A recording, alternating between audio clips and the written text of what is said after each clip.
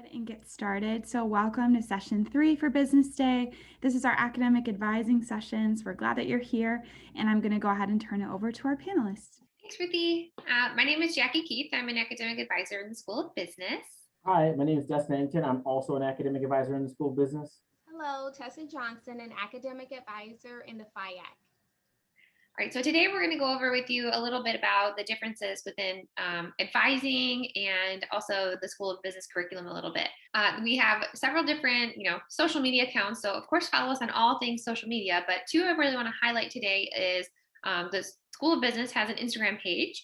So the name of that is OUB School. So like Oakland University Business School. And then the other one is OU Orientation. Those two pages on Instagram are great ones to follow because we have a lot of different really cool events that take place, especially as we're moving and transitioning from more of a virtual format into ideally being more on campus once things are safe and allowed to do so. But even in a virtual format, there's a lot of really cool events that take place, and it's a great way to network and connect with your peers. So joining those different, following those different pages is a great way to get involved and stay in the know about what's going on. All right, so there's kind of two different tracks when it comes to meeting with your assigned advisor getting started here at OU. The first one is if you're a freshman student or an undecided transfer student, you'll go to a first year advising center advisor, which is the FIAC advisors like Tessa.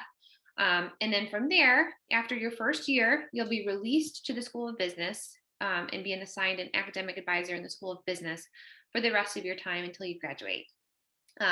If you decide to go to, say, the community college for a semester or two, and then you're considered a business transfer student in that case, not a freshman, then you'll be assigned directly to the School of Business advising office and will kind of bypass the FIAC advising assignment at that point. Okay, so again, I'm Tessa, the academic advisor within the First Year Advising Center. So like Jackie just mentioned, we kind of use those terms interchangeably between the FIAC and the First Year Advising Center. And I just want to talk really quickly about what you can expect as a student working with our office.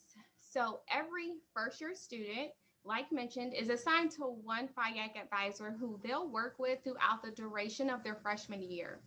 And that collaboration really begins from the start, where we welcome our incoming freshmen at orientation, and we make sure that you're registered for all the appropriate courses and getting the information and tools that you need to navigate this new college environment.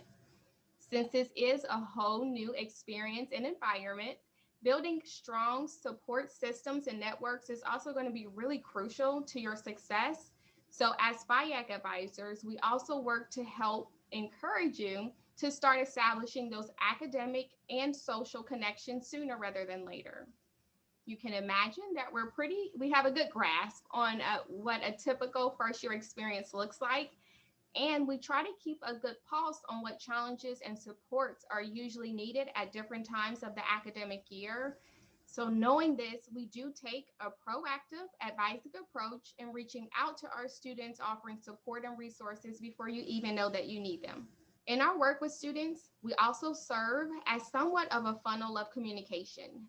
So with the college experience comes a lot of responsibility, as well as some really cool and beneficial opportunities. And these things often require some follow-up on your behalf, but sometimes we know that it can get hard for first year students to keep up with everything offered to you coming from all different directions. So that's really where we step in and we make sure that we're reminding you of pertinent information and opportunities so that you're not missing out on anything important.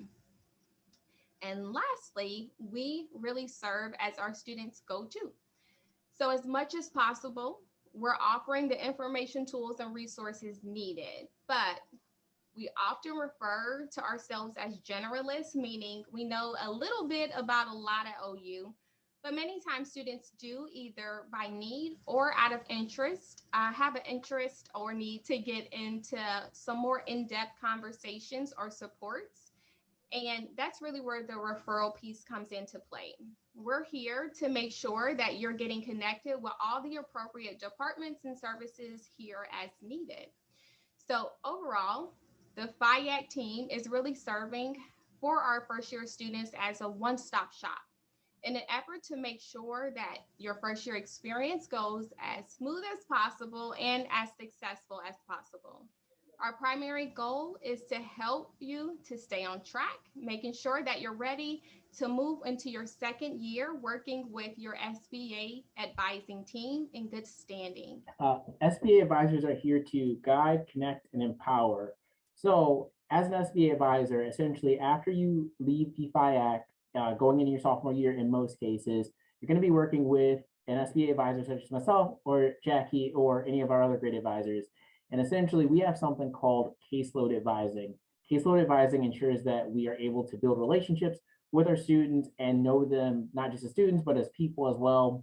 And that means that you're going to see the same person from your sophomore year to graduation, which is really great, I feel, for communication and for just getting to know students.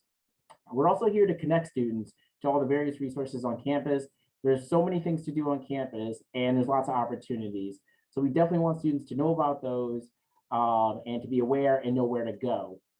Kind of associated with this, we encourage every student to get an internship or join a student organization. Those are also great ways to, one, I feel like deepen your OU experience, but also they're great resume builders and I just generally recommend them.